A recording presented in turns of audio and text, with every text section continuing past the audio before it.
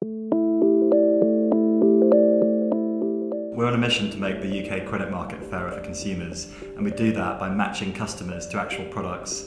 We can help people understand what products they're eligible for before they apply. That way they get the best deal for them rather than just being lured in by what's being advertised. Our product is a platform, effectively, and that manifests itself through various different user experiences for consumers. But that's not what the culture is here. The culture here is all about our employees, all about empowering our employees, giving them the right tools so they can make things happen. One of the inspirations for me here in terms of how we run the business is the Build, Measure, Learn framework, which was kind of documented by Eric Ries in the Lean Startup very well. And I think that's one of the reasons why Peakon appealed. It's because we're taking data to something that can sometimes be a bit more of a wishy-washy process in terms of collating feedback.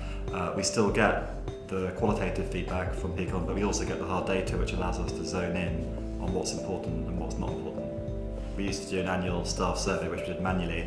It took so long to do that every year was about as quickly as often as you could do it. Now we do a survey at a minimum once a quarter, and we get a lot better feedback because of that, because it's more continuous and we can keep track of what the latest pulse is in the business rather than storing everything up year on year.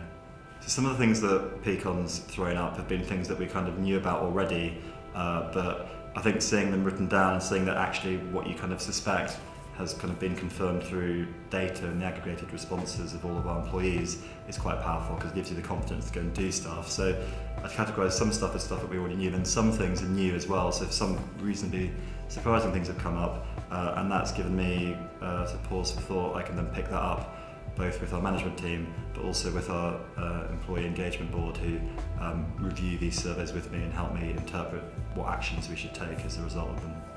As we can see in London and sort of the old street kind of environment that we're in, increasingly people are much more focused on work-life balance.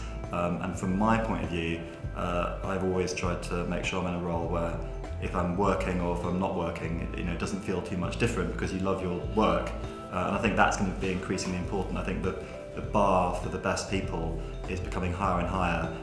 People now are much more motivated by having a job which they actually love, so it doesn't feel like work. So I don't know exactly how that will manifest itself, but I suspect that you'll end up in a situation where, for the best candidates and for the best workplaces, you're really trying to create an environment where it doesn't feel like you're going in and like just putting the hours in, but actually you're going in and expressing yourself and having a good time with like-minded people.